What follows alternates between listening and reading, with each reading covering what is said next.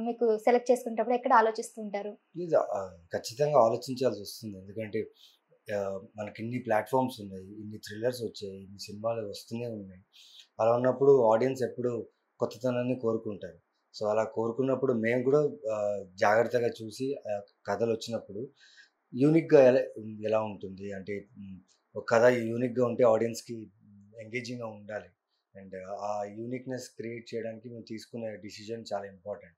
So, కథ ఎంచుకునేటప్పుడు ఇంతకుముందు రాకున్నది లేపోతే ఎక్కడ రెఫరెన్స్ లేనిది కథనే మేము వెతుకుతుంటాం. సో, అలా అలా దొరికింది ఈ కథ. ఎక్కడ రెఫరెన్స్ లేకుండా ఏ థ్రిల్లర్‌కు లింక్ లేకుండా లేపోతే ఎక్కడి నుంచో లిఫ్ట్ చేసియో లేపోతే రైట్స్ తీసుకొని అలా కాదు. It's original thriller and unique చాలా యూనిక్‌గా ఉంది కథ.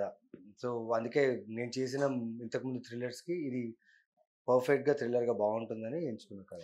గతంలో మీరు 'త్రిపుర' సినిమాకి గూడా ఆల్‌మోస్ట్ సేమ్ జోనర్. ఇది గూడా సేమ్ జోనర్. మీకు డిఫరెన్స్ ఏం తెలియలేదా? అది 'త్రిపుర' చేసి ఆల్‌మోస్ట్ 6, 7 ఇయర్స్ అయిపోయింది. హ్మ్. అంటే జోనర్‌లు మళ్ళీ మళ్ళీ ఇప్పుడు లవ్ జోనర్ ఉంది. చాలా హీరోలు చాలా సినిమాలు లవ్ జోనర్స్‌లో బ్యాక్ టు బ్యాక్ చేస్తూనే ఉంటారు. సో, నట్ 'త్రిపుర' మీరు చెప్పింది ఆల్‌మోస్ట్ 6, 7 ఇయర్స్ బ్యాక్. హ్మ్. ఇప్పుడు లైక్ థ్రిల్లర్స్ చాలా ఇంట్రెస్టింగ్‌గా ఉంటాయి. హ్మ్. సో, నాకు నాకు చాలా ఇష్టం థ్రిల్లర్స్ అంటే. ఎందుకంటే ఆడియన్స్‌కి ఎక్కడో ఒక చోట క్వెషన్ మార్కో లేపోతే హ్మ్. దాన్ని డీకోడ్ చేయాలో, లేపోతే ట్విస్ట్ ఏంటి ముందే తెలుసుకోవాలో, లేపోతే నేను చాలా ఇంటెలిజెంట్ డైరెక్టర్ కన్నా హ్మ్. అని చూపించుకోవడానికి థ్రిల్లర్‌లో అలాంటివి ఎక్కువుంటాయి chances. So, thriller is one go film అంటే నాకు ఇష్టం. నేను చాలా థ్రిల్లర్స్ చూస్తూ ఉంటాను. హ్మ్. సో, యూనిక్ అయిన స్క్రిప్ట్ ఇది అనేసి నేను ఇది చేయడం జరిగింది. ఈ మధ్యన వెబ్ సీరీస్‌లో అన్నీ గూడా థ్రిల్లర్ మూవీస్ జనాలు చూసేస్తున్నారు. సో, నెక్స్ట్ ఏంటనేది ఈజీగా గెస్ చేసేస్తున్నారు. మరి ప్రేక్షకుల్ని ఆకట్టుకోవడం అంత ఈజీ గాదు గదా! మరి ఈ సినిమాలో అలాంటి ఎలిమెంట్స్ ఏముంటాయనుకుంటారు? థ్రిల్లర్స్ అంటే గెస్ చేయడమే అండి. సీ ఆడియన్స్‌కి మేమిచ్చే మైండ్ స్టిమ్యులేషన్ థ్రిల్లర్స్ అంటే నేను చేసే థ్రిల్లర్ కాకుండా ఏ థ్రిల్లర్ అయినా ఆ గెస్సింగ్ జోన్‌లోనే ఉంటున్నారు. నిజంగా ఆ స్క్రీన్ ప్లేనో, ఆ కథనో నిజంగా కొత్తగా ఉండి, యూనిక్‌గా ఉండి చెప్తే గెస్ చేయలేరు. లేదు నార్మల్‌గా ఉందనుకోండి ఈజీగా గెస్ చేసేస్తారు. సో, థ్రిల్లర్ కాన్సెప్టే అది. ఆడియన్స్‌కి ఎంగేజ్ చేస్తూ, వాళ్ళని క్వెషన్ చేస్తూ అట్ ద సేమ్ టైమ్ వాళ్ళే దీని ఆన్సర్‌ని కనిపెట్టేలా ఆహ్, టీజ్ చేసేదే థ్రిల్లర్ అన్నమాట. సో, హ్మ్, ఆడియన్స్ ఆర్ వెరీ స్మార్ట్. అన్ని రకాల థ్రిల్లర్ చూసారు. కొత్తగొచ్చినా కూడా చూస్తారు. ఎందుకంటే కొత్తగా ఏం చెప్పారు హ్మ్. థ్రిల్లర్‌లో అనేది చూస్తారు. So, I think 'eleven' will be a very good example for proper devoted thriller. So, ఈ కథ మీ దగ్గరికి ఎలా వచ్చింది? డైరెక్టర్ గారు తీసుకొచ్చినప్పుడు ఏమనిపించిందసలు? అంటే నేను చాలా బిజీగా ఉన్న టైంలో కొత్త సినిమానో, కొత్త కథనో వినే టైం లేదు నాకు. అంటే షూటింగ్స్‌లో అంత బిజీ ఉండడం వల్ల. బట్ ప్రొడక్షన్ హౌస్ వాళ్ళ అప్రోచ్ చాలా బావుంది. కథ వినాలి అన్నప్పుడు కథ విన్నా.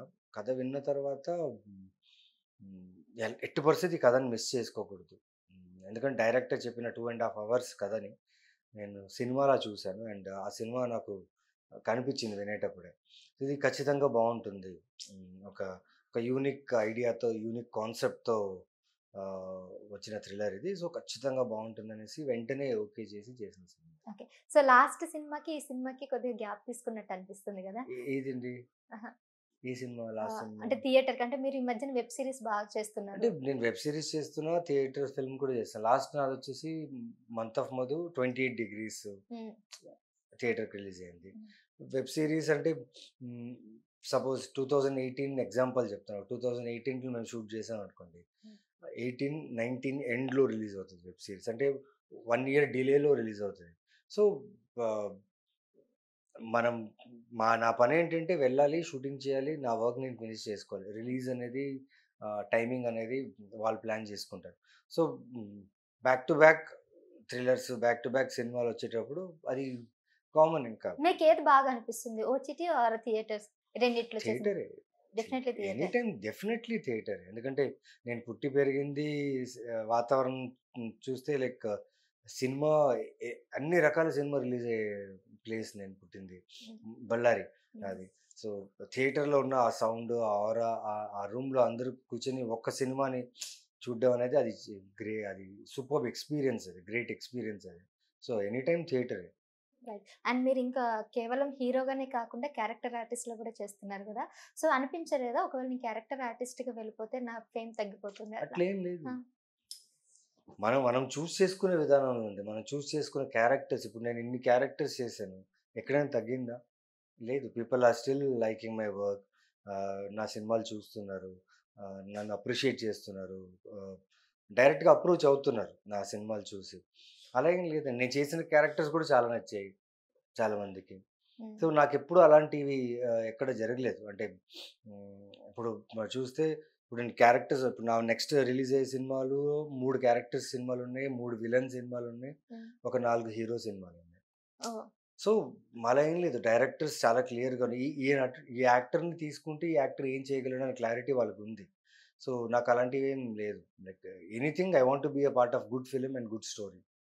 Right. And multi starrer movies కూడా చేశారు గదా! సో, అవునవును. ఎలా అనిపిస్తుంది మీరు మల్టీ స్టారర్స్ మూవీస్ చేయాలండి. చేసినప్పుడు? కథ డిమాండ్ చేసినప్పుడు లేపోతే ఎందుకంటే ఒక ప్రొడక్షన్ హౌస్ ఒక కథను ఆహ్, చూసి ఎంచుకున్న తర్వాత మల్టీ స్టారర్ చేయాలనుకున్నప్పుడు వాళ్ళకో క్లారిటీ ఉంటుంది. ఈ సినిమా ఏ రేంజ్‌లో వెళ్తుంది అని. సో, మల్టీ స్టారర్స్ కూడా నేను చేశాను. చాలా మీరు చేశాను. 'నాని'తో చేశారు, 'జూనియర్ ఎన్టీఆర్‌తో చేశారు, ఇంకా చాలా మందితో అవును. చేశారు. చేశాను. సో, ఎవరితో బాగా అనిపించింది మీరు చేసినప్పుడు? అందరితో బా అనిపించింది. All are good actors, very professional, good people, చాలా గ్రౌండెడ్‌గా ఉంటారు. అండ్ అండి పని ఇచ్చిన వర్క్‌ని చేసే ఒక క్వాలిటీ ఉండే అందరు యాక్టర్స్. సో, వాళ్ళతో వర్క్ చేసేటప్పుడు ఖచ్చితంగా ఒక మంచి ఎక్స్‌పీరియన్స్.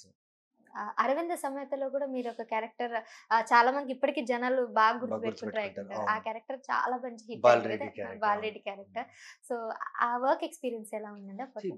అది ఆహ్, అంటే ఆ 'అరవింద్ సమేత' క్యారెక్టర్ 'బాలరెడ్డి' అనే క్యారెక్టరు చాలా అదృష్టంగా వచ్చింది నాకది. ఎందుకంటే 'త్రివిక్రమ్' గారు, 'ఎన్టీఆర్' గారు అంటే అది పెద్ద స్పాన్‌లో ఉన్న ఒక కథ. అందులో చాలా గుర్తింపు తెచ్చే ఒక క్యారెక్టర్. సో, ఆ ఎక్స్‌పీరియన్స్ సూపర్బ్‌గా ఉన్నది ఎక్స్‌పీరియన్స్ అది. అంటే ఇమాజిన్ 'త్రివిక్రమ్' గారి డైరెక్షన్‌లో నేను వర్క్ చేయడం అనేది నాకు ఆ టైంలో చాలా అదృష్టంగా భావించాను. హ్మ్. 'జూనియర్ ఎన్టీఆర్' గారితో మీ ఎక్స్‌పీరియన్స్ ఎలా ఉండేది ఆ టైంలో? ఇంక చెప్పాలా చెప్పండి ఆయన గురించి. What an actor is, what a performer is, very good human being. చాలా ప్రొఫెషనల్‌గా ఉంటారు. అండ్ తనతో వర్క్ చేసేటప్పుడు ఆహ్, హ్మ్, అంటే మేము ఆయన్ని స్క్రీన్స్‌లో చూసి చాలా ఆనందపడే సిట్యుయేషన్‌లున్నాయి. సెలబ్రేట్ చేసిన సిట్యుయేషన్ ఉంది. ఇప్పుడు ఆయనతో 1-1 అక్కడ వర్క్ చేసేటప్పుడు ఆయన దగ్గర చాలా నేర్చుకోవడం జరిగింది. చాలా చాలా విషయాలు తెలుసుకోవడం జరిగింది. And is one of the finest actors we have in Indian cinema. సెట్స్‌లో కూడా అలాగే జోవియల్‌గా ఉండేవారా తను? జోవియల్‌గా ఉంటారు. ఆ! ఆబ్వియస్‌లీ జోవియల్‌గానే ఉంటారు. హ్మ్. అంటే అందరూ యాక్టర్స్ అలాగే లైక్ షాట్ తీసేటప్పుడు ఆ క్యారెక్టర్ మూడ్‌లో ఉంటారు. లేనప్పుడు జోవియల్‌గా అందరితో